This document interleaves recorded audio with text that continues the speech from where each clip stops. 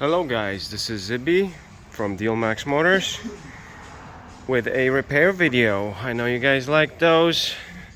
Been getting a lot of views. So here we have a 2003 Mercedes-Benz e500 with just over 135,000 miles on this one.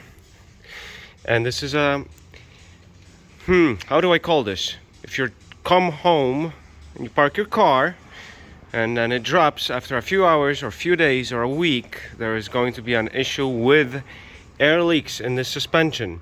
So this car is on the lift for, let's say, maybe sixth time we've been looking for leaks. It's kind of ridiculous with these cars, and a lot of people put springs instead of this whole complicated system. So I just wanted to give you guys a walkthrough of the components and what's going to be your most probable causes of leaks. So here we have our airbag, and here we have our strut. The strut is a part of the whole system, so it is electronic and it has a valve that regulates the stiffness. If you're getting codes for that, or you're getting a loud knock on the back of your car, the shock needs to be replaced. They go often. This car already went through 2 sets of shocks on the back because they kept knocking. Here we have our splitter. The splitter connects the 2 airbags to the tank. The tank is in the trunk, right quarter panel. What you have to do is spray this down with water and soap. Make a good mixture. Don't just spray and walk away because there is no leak. Spray it down, come back after a few 30 seconds at least. And if it's developing, see that white stuff, but it's not going more. So this is good. But this would be huge, a huge white foam patch if it was leaking. I did have a leak in the center one here, so that was going to the right bag. So I tightened it, no more leak. This was that splitter has been replaced because it's stripped. So where you're putting the line in, that actually stripped. Both bags are new here. So I was like, why is it leaking all the time?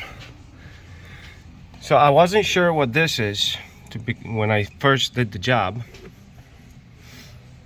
You see that big hose?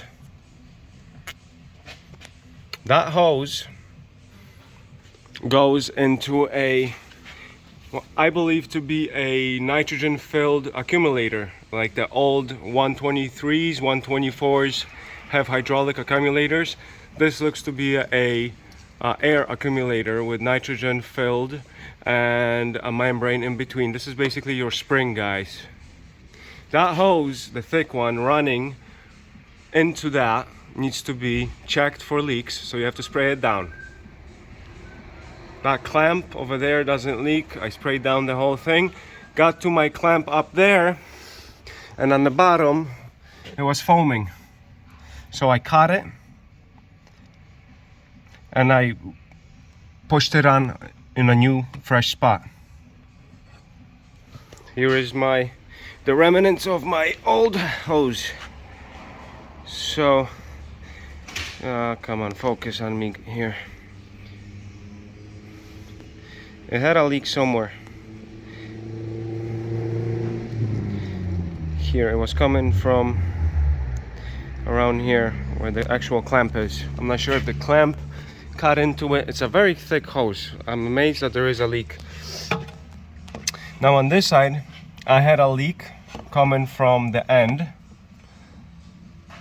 So the end of the hose, I tightened it and it doesn't seem to be leaking. But the thing with this is, this gets a lot more pressure when you're actually driving. So that hose is kind of not getting a lot of pressure right now. Imagine it being your spring. right? So when you hit a bump, boom, you get double the PSI in that hose.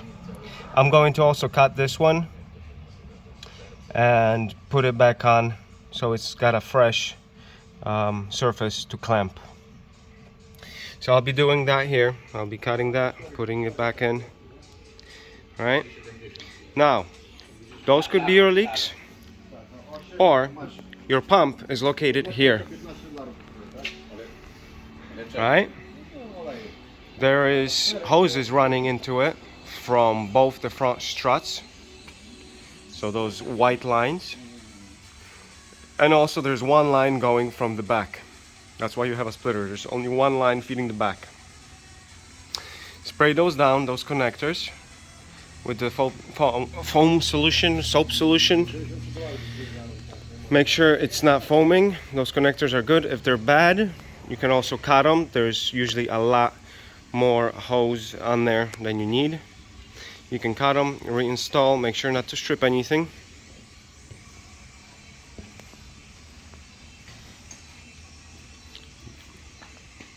If you think that you're not leaking air anywhere in the back, you're not leaking air in the front,